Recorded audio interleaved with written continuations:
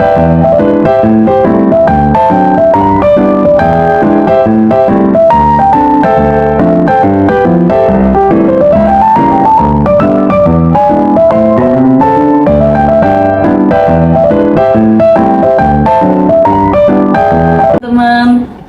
sini kami ada di Stay Sekolah Tinggi Ilmu Ekonomi Indonesia Jakarta di Rawamangun. Khususnya sekarang kita bersama Pak Joko di sini selaku kepala pengelolaan sumber daya manusia di Stay ini. Boleh Pak? Kita sebelum mulai ke podcastnya, bisa Bapak minta tolong untuk perkenalan singkat aja Pak. Bapak di sini udah berapa lama? Terus juga untuk memegang bagian pengelolaan sumber daya manusia itu udah berapa lama di Stay Indonesia? Ya baik, terima kasih. Pertama-tama saya ucapkan terima kasih ya sudah hadir di Sekolah Tinggi Ilmu Ekonomi Indonesia, khususnya di bagian pengelolaan sumber daya manusia. Jadi perkenalkan, saya dengan Joko Bagio Santoso, SEMM, ya saya selaku kepala bagian pengelolaan sumber daya manusia. Saya masuk di Stay itu kurang lebih sekitar tahun 2013. Awalnya hanya sebagai dosen, ya, tetapi sekitar tahun 2015 ya saya diberikan amanah untuk mengelola di bagian PSDM ini sebagai kepala bagian. Kira-kira seperti itu. Berarti udah cukup lama ya Pak? Alhamdulillah sampai saat ini. Oke, jadi sebelum masuk mungkin di sini kita mau menjelaskan dulu niat kita datang untuk ke Pak Joko ini untuk apa. Jadi kami perwakilan dari kelompok ingin membuat podcast bersama Bapak mengenai pengembangan sumber daya manusia apa aja yang udah dilakukan oleh Yayasan Stay atau Stay Indonesia Jakarta ini untuk para pengajarnya, dosen ataupun staff gitu Pak. Jadi mungkin bisa langsung ke pertanyaan pertama. Di Stay ini tuh udah menyediakan atau mengadakan program gitu nggak sih Pak untuk mengembangkan SDM yang ada di sini? Iya. Jadi memang menjadi satu kewajiban lembaga ya, salah satunya mengembangkan para dosen dan tenaga pendidiknya. Jadi kita pun juga melakukan itu. Seperti contoh misalnya kan kalau untuk dosen, pengembangan dosen ini yang pertama yang pernah kita sudah lakukan adalah kita juga memberikan beasiswa ya untuk dosen-dosen untuk melanjutkan S3 ya, baik mengikuti di luar negeri ataupun di dalam negeri. Itu salah satu bentuk pengembangan dosen. Nah, kita juga memfasilitasi dosen-dosen yang berkaitan dengan pengembangan dosen ini, khususnya yang berkaitan dengan karir dosen.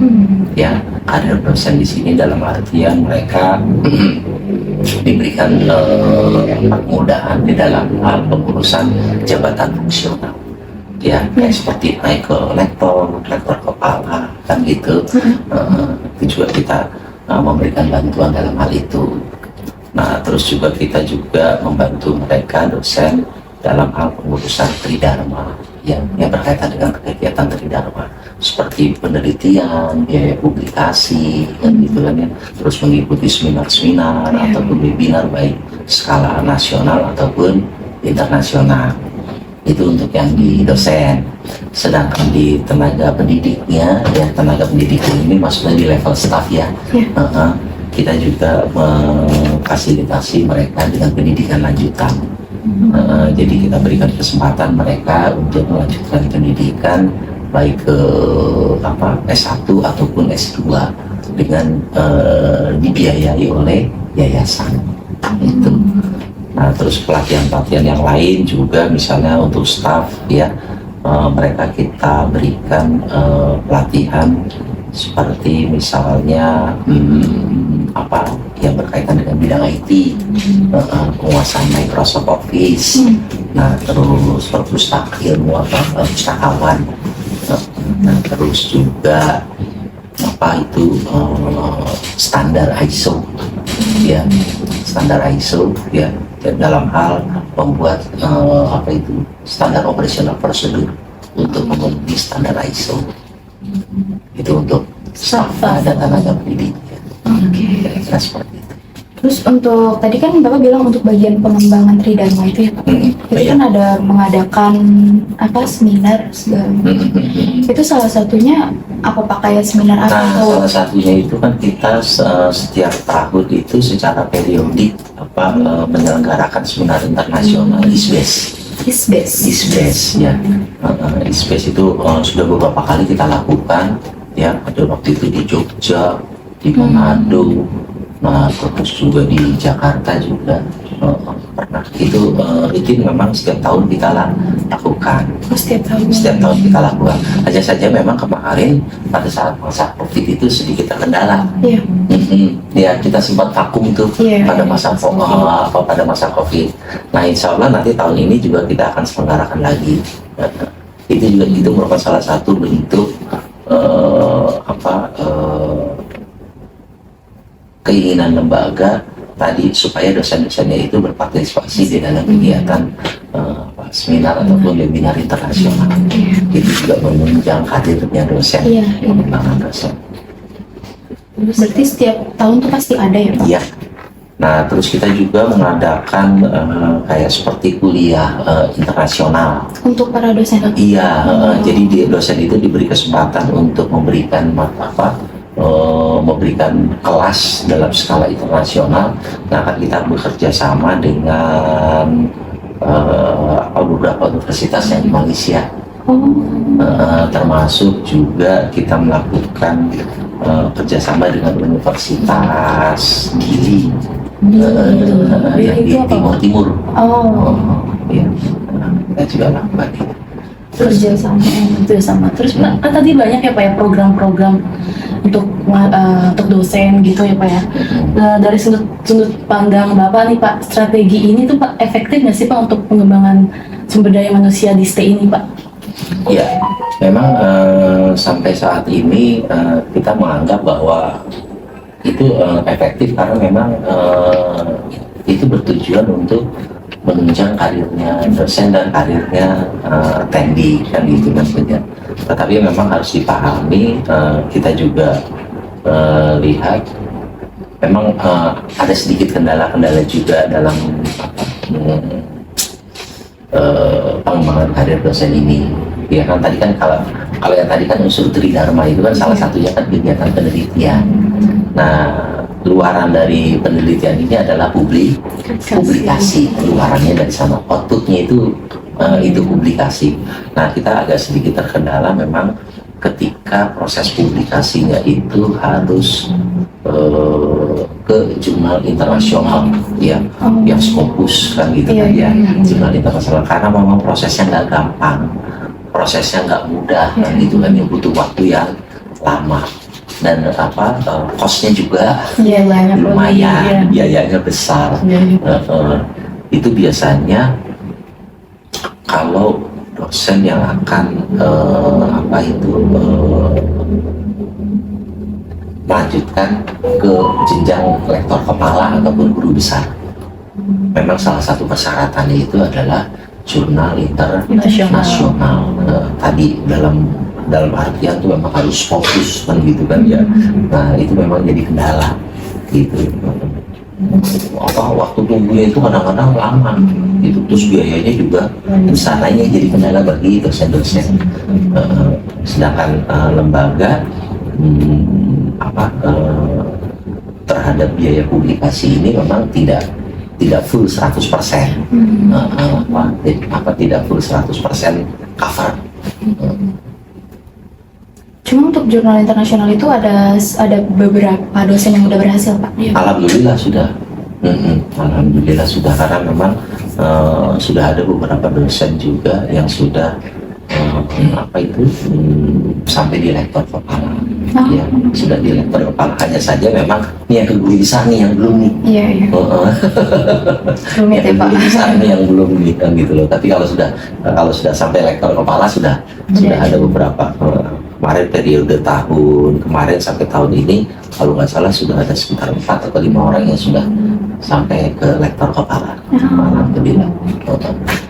Berarti itu kegiatan programnya harus wajib untuk para dosen untuk ikut Iya. atau gimana Pak? Oh. Ya sebenarnya kalau mau dibilang wajib, dia harus wajib jalanin karena memang di dalam apa itu di dalam laporan.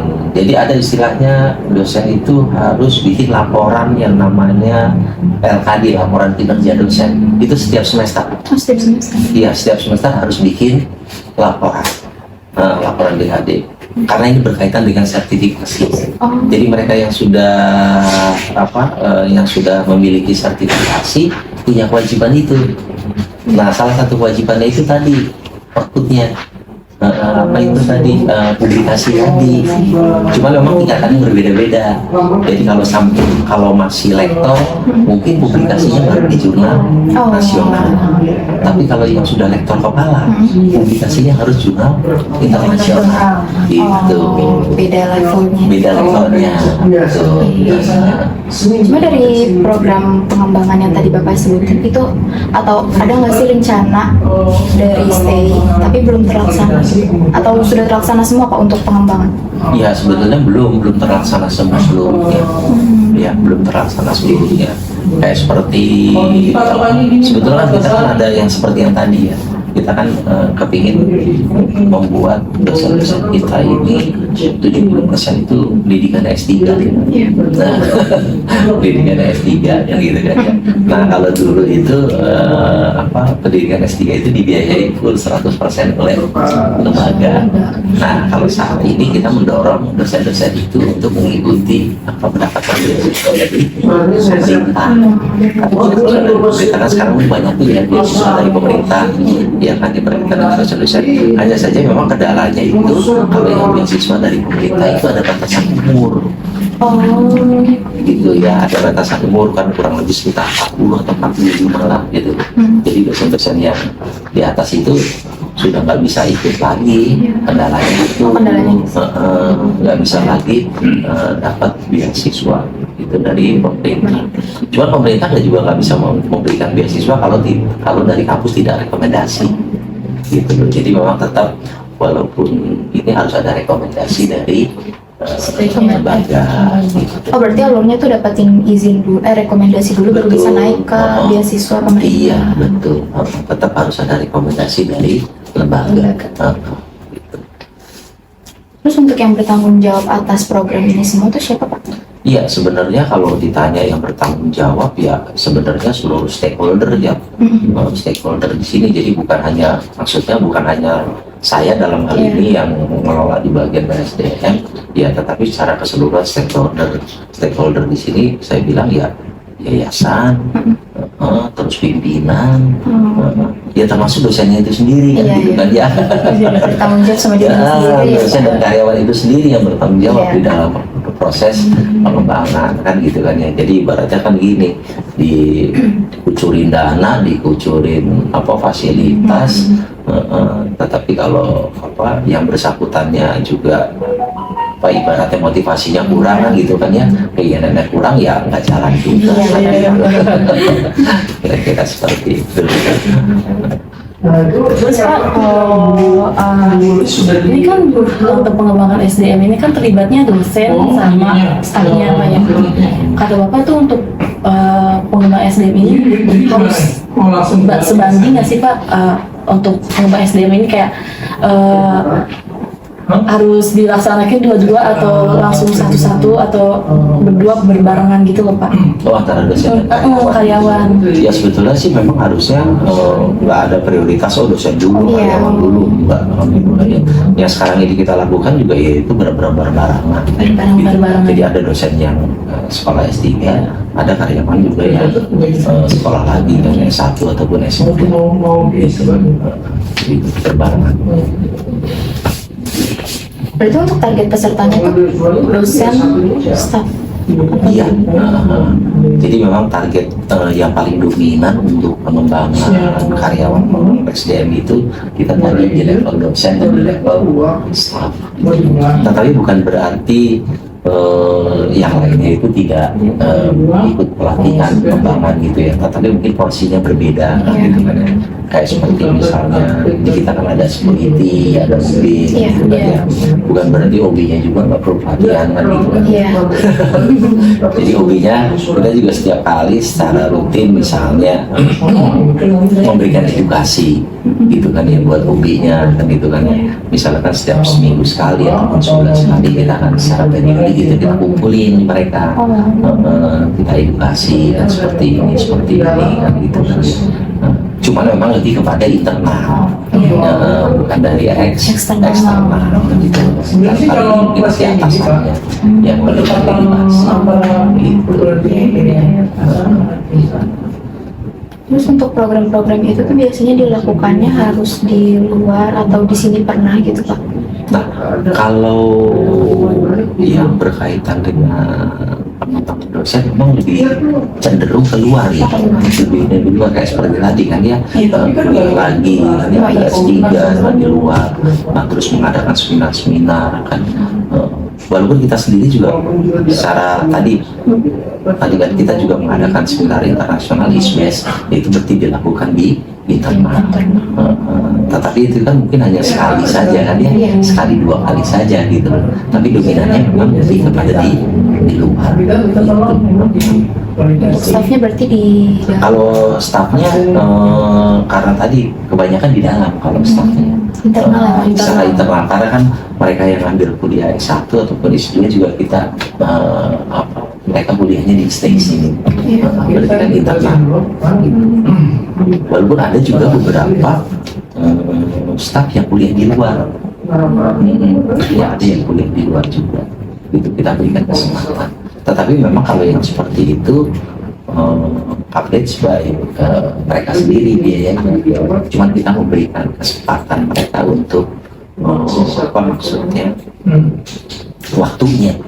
Jadi pada saat mereka kuliah kita memperbolehkan mereka kuliah di televisi.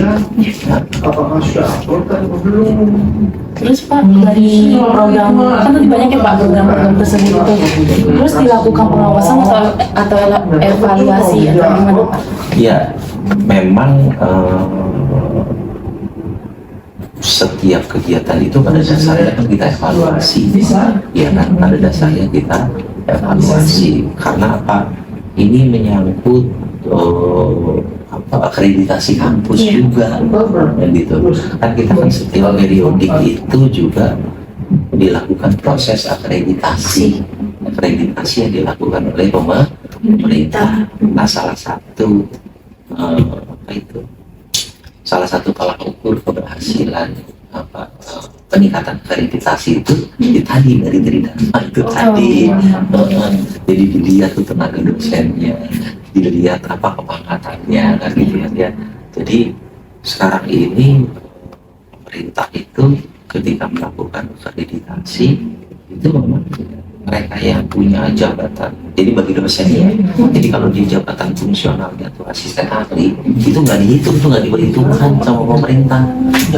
Jadi yang dihitung itu dari mulai lektor ke atas atau kepala aja gitu loh. Jadi nggak dihitung. Jadi semakin banyak jabatan fungsional yang rektor kepala yang besar atau yang mereka yang pendidikan S3 kan gitu kan ya, itu yang mendapatkan akreditasi yang lebih. Jadi itu pengaruhnya ke sana kan gitu kan ya. Nah itu dia. Jadi salah satu evaluasinya itu nggak hanya dari kita, tetapi evaluasinya dari juga dari pemerintah. Jadi kalau dianggap itu jumlah yang S3-nya sedikit atau jumlah yang lektor kepalanya sedikit, itu menambah ke akreditasi kampus. Itu. Tapi untuk sistem mengajarnya itu ada evaluasi juga? Oh iya, kalau sistem mengajar itu kita kan ada evaluasi. Yang pertama kan kita lakukan evaluasi dari mahasiswa juga kan ya. Iya. Kan ada edomnya. Nah kan dosennya dievaluasi itu sama mahasiswa. Nah terus dari lembaganya sendiri kita melakukan evaluasi, misalnya kayak seperti dari BK1 itu ya, kan kita kan dosen tuh kalau melakukan kegiatan pengajaran itu kan kayak seperti kan lewat aplikasi ya, di kelas atau di study kita monitor tuh, di monitor tuh bukan ke SDM sih yang monitor ya, tetapi di prodi ini dosen upload materinya apa enggak. Nah terus waktu mengajarnya itu kan juga dimonitor, waktu mengajarnya. Jadi jangan-jangan nanti ngajarnya cuma setengah jam, yang lain-lainnya cuma apa ngobrol lain kan begitu. Itu biasanya ada monitor. Terus tatap muka juga. Tatap muka itu tidak boleh kurang dari 80% misalnya gitu.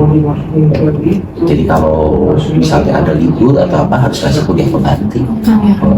Itu juga dimonitor ya, itu juga bagian dari proses evaluasi. Kalau nggak ngajar dapat teguran juga maksudnya. Kalau misalnya sih nggak ngajar, apalagi mahasiswa sekarang kan kritis. Pokoknya kalau dosennya dirasa nggak apa ya, nggak menyenangkan, itu dilaporin. Pada bikin apa itu, tanda tangan, di tanda tangan sekelas laporin tuh ke prodi. Nggak enak nih dosennya minta diganti gitu kan ya. Gitu kan. Ada beberapa yang maksudnya seperti itu. Itu semester ini kemarin juga ada. Jadi sampai dengan UTS itu dia baru 3 kali ngajar. Ya, si peringatan. Iya.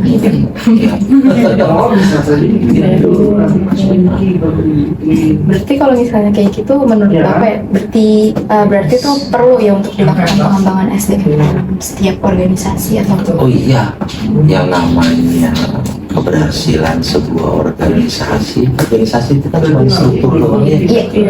Ya, struktur doang itu cuma gambar doang sih organisasi.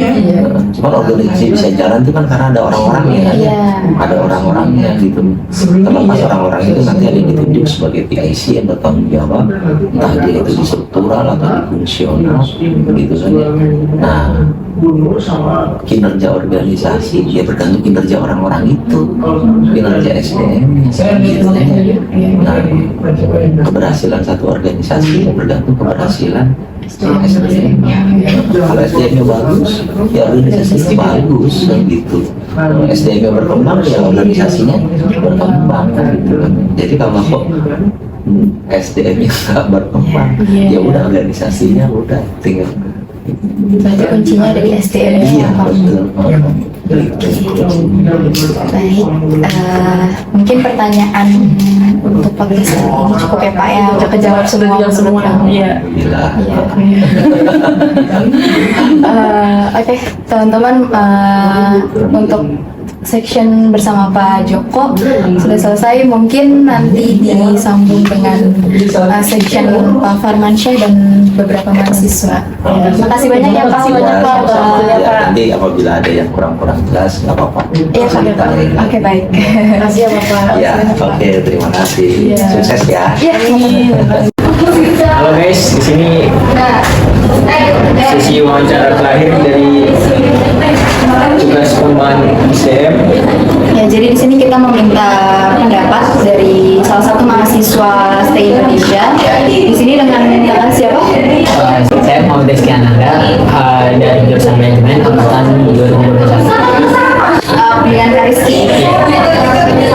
Jadi di sini kita mau ngasih beberapa pertanyaan yang mungkin nanti jawabannya itu berupa pendapat dari kakak tentang program pengembangan SDM yang diberikan dari STI kepada para dosen atau pengajar. Jadi di sini kakak sebagai yang terkena apa ya, ada dampak dari program pengembangan SDM pasti bisa merasakan juga ya.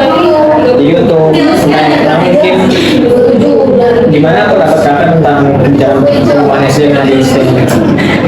Kalau dari yang saya tahu, beberapa kebijakannya itu cukup bagus ya, karena membantu pendidikan para pekerja di sini. Terus untuk para dosen sendiri, jadi mereka cara mengajarnya jadi lebih profesional, nggak seenaknya.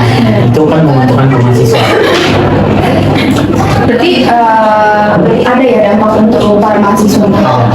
Tapi kalau diterapin ya kan meskipun udah dikasih apa benefit juga dari pengembangan SDM ini. Kalau misalnya nggak digunakan juga nggak berguna. Jadi harus di. Iya, Tapi kalau dari pengembangannya, dari program pengembangan itu, kakak ngerasain ada perubahan nggak sih dari kebijakan yang ada?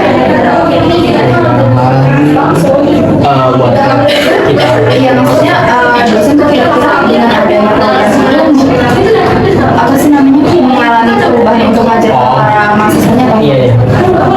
Dari yang dirasa sih, iya itu jadi dosennya jadi ngajarnya lebih sesuai, jadi lebih enak itu penyampaian mereka ke mahasiswa, jadi nggak cuma sekedar masuk ngasih tugas, nah terus dia udah gitu ditinggal gitu aja mahasiswanya, yang jelasin juga kayak gak niat gitu. Jadi sengaja karenanya ada kebijakan ini jadi lebih enak lah gitu ngajarin. Jadi udah sesuai program Iya. prosedur gitu ya? Udah. Jadi lebih kompeten juga kan dosennya ya. Iya. Untuk kebijakan kemarin ini apa bikin semangat untuk kakak belajar naik? Karena dosennya bikin suasana kelasnya enak, pasti mahasiswa punya apa semangat untuk belajar di kelas. Tapi kalau yang bisa dilihatin ya untuk dosen yang berhasil aja. Nggak semuanya. Iya, nggak semua mereka yang Ada beberapa juga yang dosen ya. iya. Berarti untuk dari dosen yang berhasil itu menurut kakak bisa menghasilkan kualitas yang bagus untuk stay ini nggak? Bisa. Jadi karena saya udah pernah ngerasain diajarin sama dosen-dosen yang top endong stay ini, itu tuh dampaknya bagus banget. Makanya untuk beberapa mahasiswa yang malas tuh minat ngajar dia meskipun apa yang diajarin itu sulit gitu. Meskipun pelajarannya sulit tapi cara penyampaian, cara mengajarnya gitu. Jadi bisa bikin mahasiswanya nyaman untuk belajar. Sama karena yang diberi itu sesuai juga, nggak terlalu berlebihan gitu. Jadi pas lah. Dari semua program yang ada di program pembangunan SD ini, menurut kakak yang paling suka tuh apa?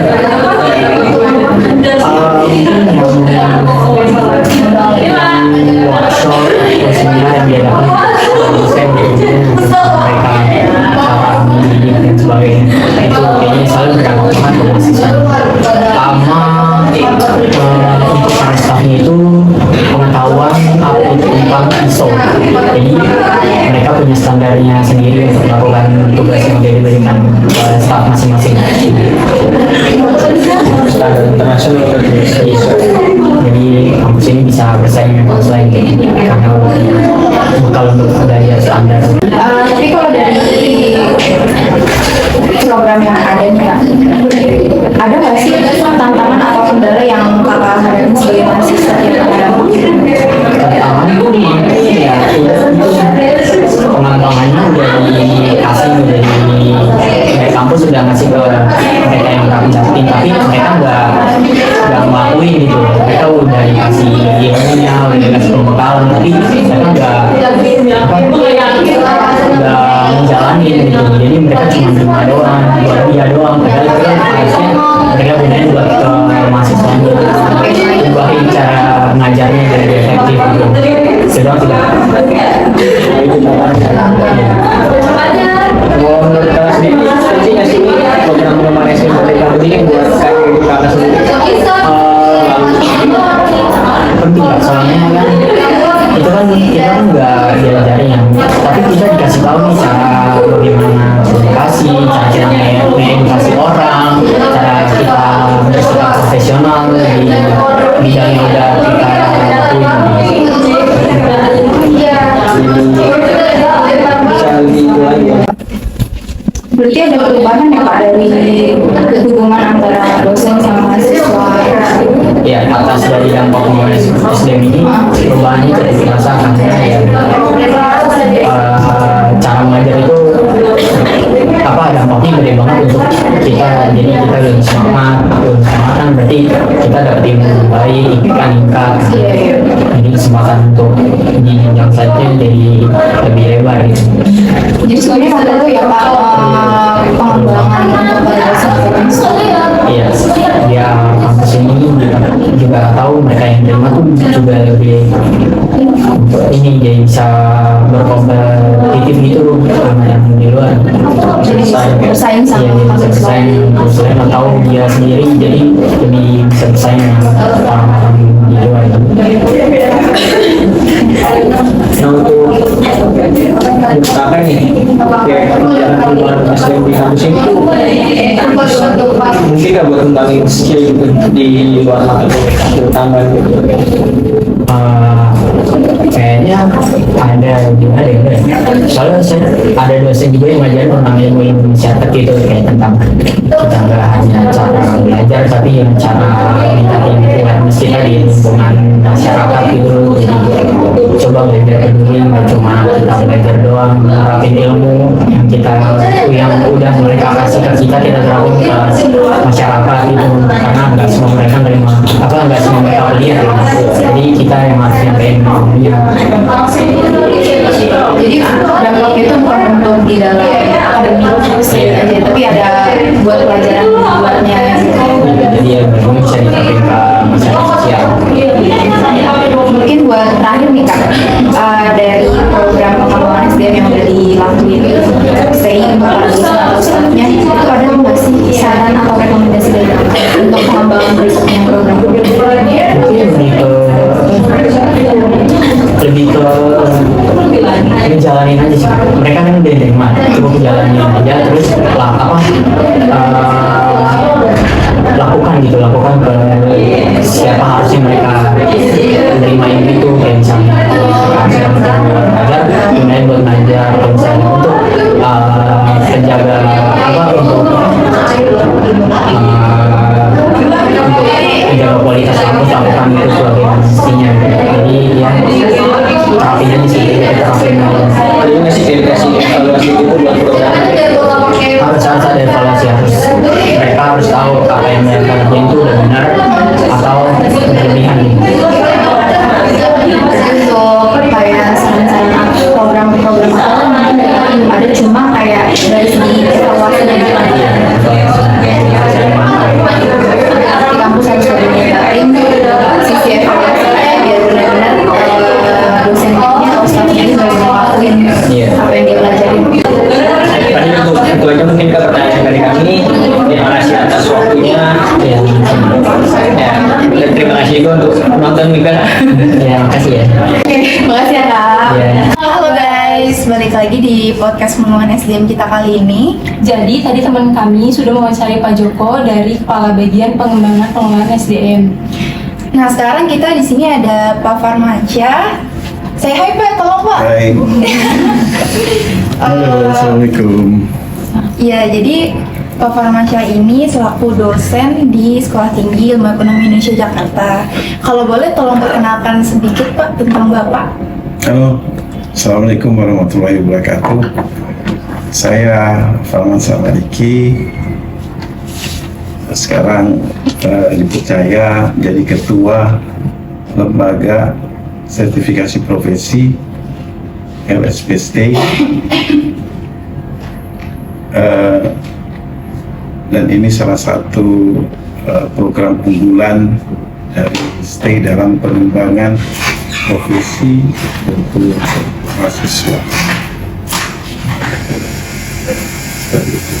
Oke Pak, mengganggu waktunya, jadi kita pengen ngobrol dikit nih Pak, ngobrol bincang-bincang. Yang pertama pertanyaan saya itu mengenai pengelolaan pengembangan SDM. Yang pertama tuh, Bapak selama di STAY ini pernah nggak sih melakukan kegiatan atau pelatihan-pelatihan seperti seminar gitu di STAY?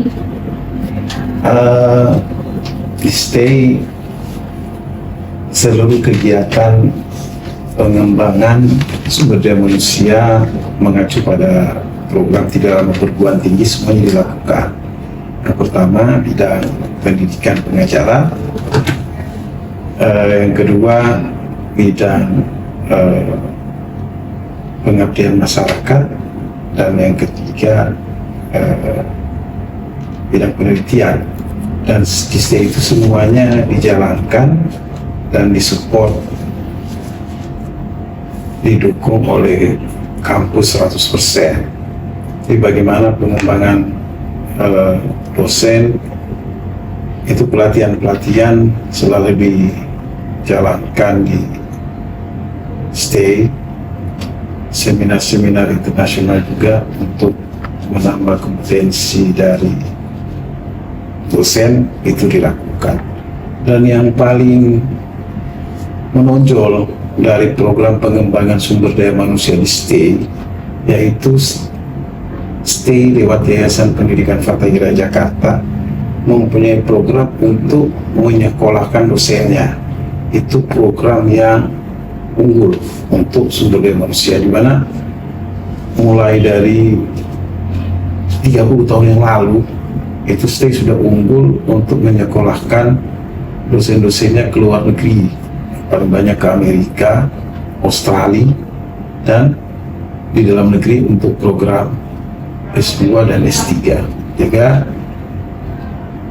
semua dosen-dosen yang disekolahkan lewat pengembangan sumber daya manusia ini akan mengabdi kembali ke STAY Indonesia. Itu keunggulan, dan mungkin itu sampai sekarang masih diterapkan untuk pengembangan dosen dan karyawan, juga dikembangkan untuk mengambil pendidikan S1 dan S2.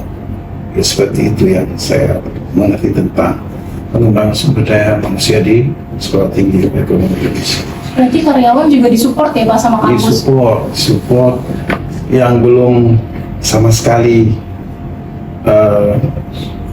punya pendidikan disekolahkan ke D3 atau S1 di STAY, yang sudah punya basic S1 disekolahkan ke S2 yang ada di STAY, dan ada juga yang disekolahkan keluar STAY, dan semua dibiayai oleh lembaga. Jadi itu Sekolah pure ya tinggi. Pak? Iya, semuanya pure dibiayai oleh kampus.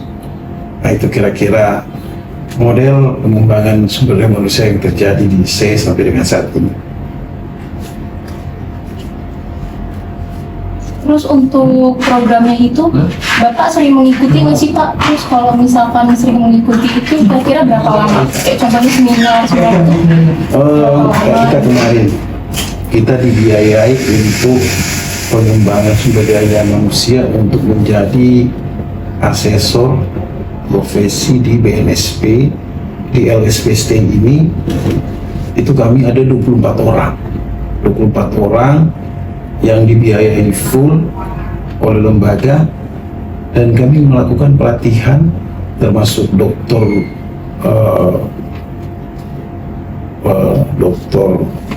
siapa yang ngajar SDM, yang mata kuliah kalian siapa? Dokter Bu Meta juga salah satu asesor yang mengikuti, itu asesor SDM. Jadi kalian nantinya kalau mau ngambil sertifikasi profesi SDM, nanti yang uji itu ada Dr. Meta Pragewani.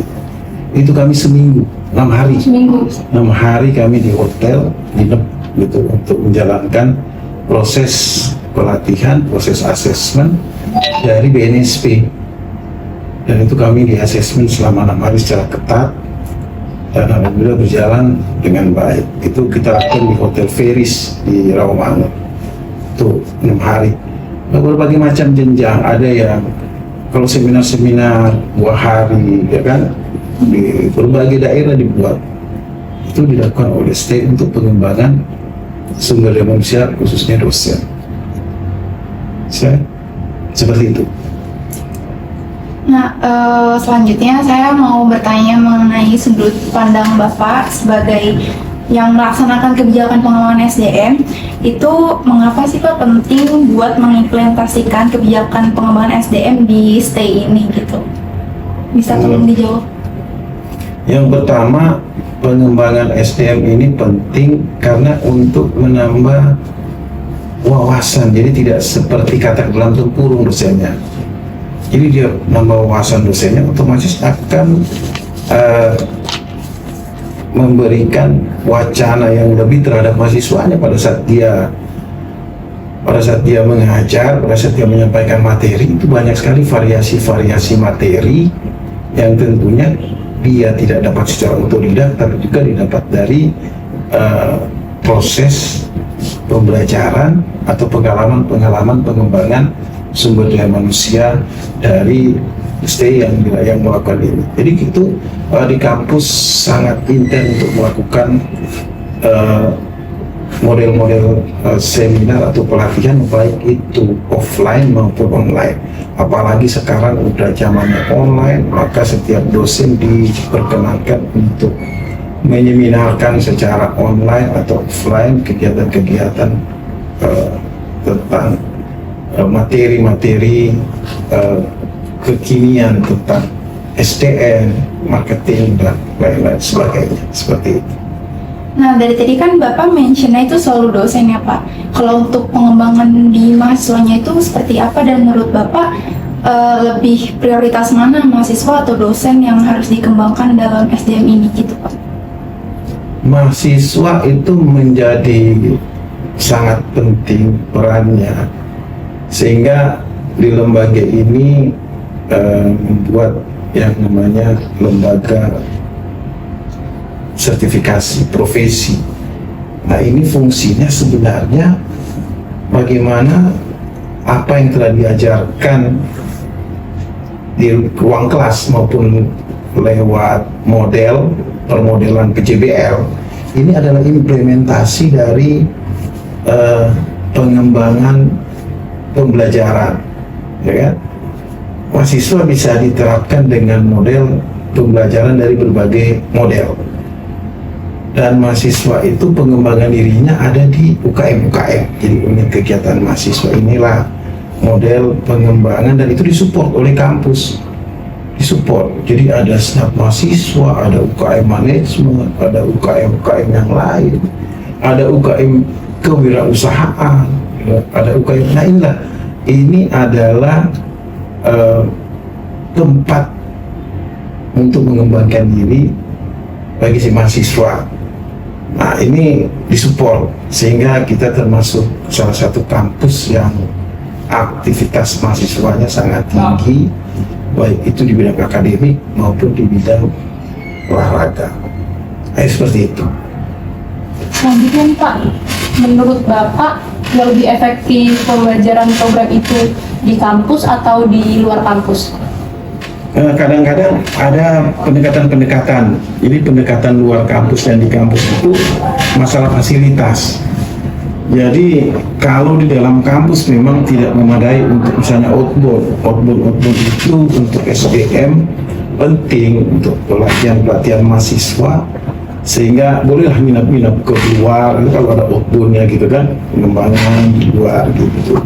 Tetapi di dalam kampus juga memungkinkan karena banyak narasumber ini, persoalan narasumber, persoalan pembiayaan yang harus dicermati dan harus lebih bijaksana lah mahasiswa melihat itu. Jangan sampai gara-gara hal-hal seperti itu malah terjadi hal yang tidak kita inginkan, sama seperti dari rumah wisata atau kecelakaan, kan yang begitu-begitu harus dihitung juga. Kalau di luar kampus itu hal-hal seperti itu, walaupun kalian sudah dewasa, ya itu juga kan harus dihitung, harus dipertimbangkan agar supaya resiko-resikonya itu bisa ditekan, itu seperti itu. Terima kasih. Berarti menurut Bapak dari keduanya itu efektif tapi memiliki plus minusnya tersendiri ya? Iya. Tergantung momentum yang mau diambil. Jadi videonya apa, misalnya untuk outbound terus keluar. Kalau model seminar itu bikin lantai 5. Banyak sekali ruangan-ruangan di kampus yang sudah sangat komprehensif, sudah sangat bagus untuk kegiatan-kegiatan kemahasiswaan, baik itu secara lokalan ataupun mengundang teman-teman mahasiswa dari kampus-kampus lain untuk bisa tandem, untuk bisa tukar pikiran. Ini pengembangan atau dibanding ke kampus lain, misalnya satu kelas buat acara misalnya, yuk kita studi banding ke kampus di Bandung misalnya, ya kan? Ini kampus Unikom, kampus mana lagi tuh yang di Bandung yang bagus-bagus, bisa studi banding, minta izin ke dosen pembimbing, ke seperti di Meta ini paling senang sekali bawa mahasiswa ke luar negeri, minta aja satu kelas, yuk kita kita studi banding ke Thailand, ya kalian studi banding ke Thailand satu dua hari kan. Jadi mahasiswa juga ada kesan, ya kan? Ada kesan kita naik pesawat ke luar negeri, kita studi banding ke luar negeri kan internasional, bisa masuk ke hitungan pengembangan sumber daya manusia luar negeri internasional. Maka kegiatan internasional, ya kan? Cuma 2 hari. Ya tapi memang agak mahal karena pesawatnya kan mahal. Tidak semua yang bisa capai seperti itu. Harus dipikirkan kalau mau buat program seperti itu, harus di budgetnya harus dipikirkan dan harus di planning betul, ya kan? Itu kira-kira planning yang penting. Planning untuk eksekusinya gampang kalau planningnya udah dapat, ya gitu. Sehingga dengan momen seperti ini Anda bisa tahu bahwasanya ternyata kalau kita mau keluar, planningnya bisa kita buat lebih baik. Kalau butuh finansial yang banyak, kita harus nabung dan kita harus lakukan itu secara internasional. Jadi sekalian kita pergi ke Filipina untuk dibanding ke Thailand, banyak tuh. Sekalian jalan-jalan, Pak. Iya, sekalian rekreasi gitu kan. Jadi namanya itu studi independen. Iya. Masih gimana? Iya, itu kan banyak yang bisa dilakukan model-model seperti itu. Ya. Selanjutnya, kan dari tadi Bapak mention tentang program pengembangan SDM terus ya Pak. Nah, kalau menurut Bapak sendiri, untuk mengevaluasi program tersebut tuh metode apa sih Pak yang dipakai gitu? Ada saran atau enggak? Metode evaluasi untuk keberhasilan. Jadi evaluasi itu kadang-kadang susah juga mengevaluasi kegiatan itu hanya dilihat dari keberhasilan pergi sama pulang. Sebab ini kan prosesnya jangka panjang. Berhasil pada saat itu adalah kita lihat bahwasanya program itu sudah sesuai dengan rencana yang kita buat. Jadi kita pergi jam berapa, kegiatannya apa, nah itu kan dievaluasi itu, selesai. Tapi jangka panjangnya kan kita nggak tahu. Seperti misalnya evaluasi SDM dengan menyekolahkan dosen ke luar negeri. Kita tahu bahwasanya evaluasinya dosen itu selesai dan diikat kontraknya selama sekian tahun harus mengabdi, itu hasilnya. Kemudian bagaimana efeknya dari si mahasiswa tadi? Ini efek yang sangat panjang. Karena itu pengalaman pribadi dari si mahasiswa atau yang mengemban program daripada pelatihan ini, dia akan mengalami, karena ini dia akan lakukan, dia akan menjalani proses kehidupan. Nah, ini sudah diatur bahwasanya model-model evaluasi ini dilakukan seperti itu. Hasilnya itu dari mulai kita awal sesuai yang kita rencanakan sampai dengan hasil akhir itu yang dinilai. Kemudian bagi pengembangan si mahasiswa akan dialami oleh si mahasiswa itu sendiri. Kalau untuk kayak misalkan saran dari mahasiswa kayak gitu buat pengembangan SDM selanjutnya itu ada nggak sih Pak di STEI? Saran, boleh-boleh aja, karena mau juga saran sebangun dengan kritik, sebangun dengan program itu sebangun. Kalau di kita bangun rumah tuh semua itu harus ada saran. Nah, untuk mahasiswa apalagi sekelas T yang sudah berumur tua, untuk kelas sekolah tinggi itu yang paling tua, sekolah tinggi yang paling tua, lahir tahun 69, seumur bapak kalian atau ibu kalian, umurnya udah 55 tahun, ya kan? Udah 55 tahun, udah 55 tahun artinya alumninya sudah banyak, dan bagaimana sumber daya manusia ini tergantung alumni, ya kan?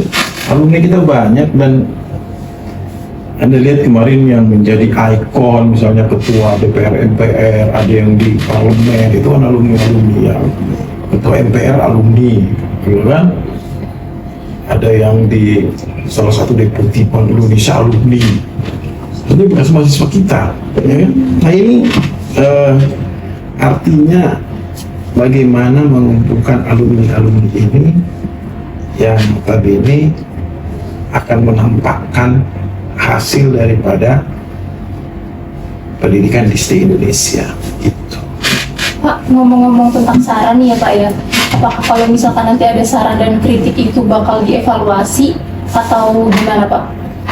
Di jalan aja, karena tidak selalu saran dan kritik itu butuh dievaluasi.